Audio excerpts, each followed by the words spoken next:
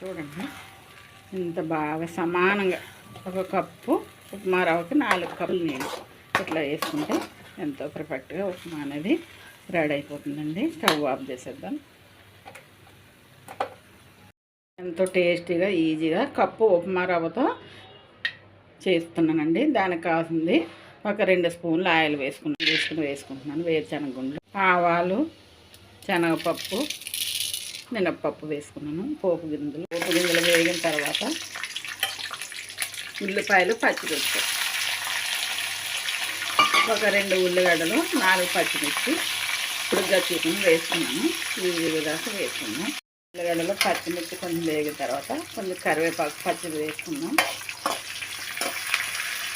చిన్నగా కట్ చేసుకున్నాను. 2 టమాటాలు వేసేసుకుంటున్నాను. అల్లం ముక్క చిన్న చిన్న ముక్కలుగా కట్ చేసుకున్నాను. ఇలా చేసేసుకున్నాం. ఇవన్నీ చేసుకుంటే టమాటా బాత్ అనేది చాలా చాలా బాగుంటుందండి. ఇది మూత పెట్టిన 1 నిమిషం పాటు మగ్గనుకున్నాము. ఈ గోధుమ రవ్వ కూడా దీనిలో వేసేసుకున్నాము. పచ్చి వాసన రాకుండా టేస్ట్ చాలా బాగుంటుంది. ఇప్పుడు మనం ఎర్ర గోధుమ రవ్వతో మనం ఈ టమాటా బాత్ అనేది చేస్తున్నాము. టేస్ట్ చాలా చాలా బాగుంటుందండి. ఇది కూడా వేసేసుకుని అట్లా వేసేసుకున్నాం.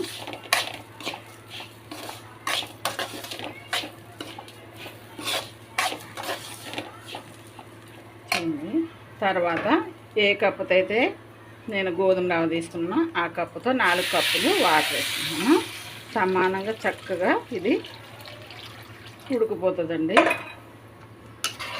చూపిస్తాను.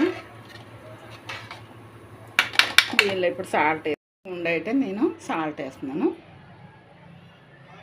పెడతాను. ఒక 2 మినిట్స్ చూపిస్తాను ఎట్లా ఉంటుందో ఉప్మా. సమానంగా అయిపోయింది. కప్పు కలుపుకి ఇలా చేసుకుంటే పైన 1 స్పూనుడు నెయ్యి వేస్తున్నానండి. ఎంతో పర్ఫెక్ట్ కొలతలతో సరైన కొలతలతో ఇట్లా టమాటా బాత్ గోధుమ రవ్వతో ఎర్ర గోధుమ రవ్వతో ఇట్లా చేసుకుంటాం. ఇంకా నెయ్యి వేస్తే టేస్ట్ అనేది ఇంకా రెట్టింపు అవుతుందండి.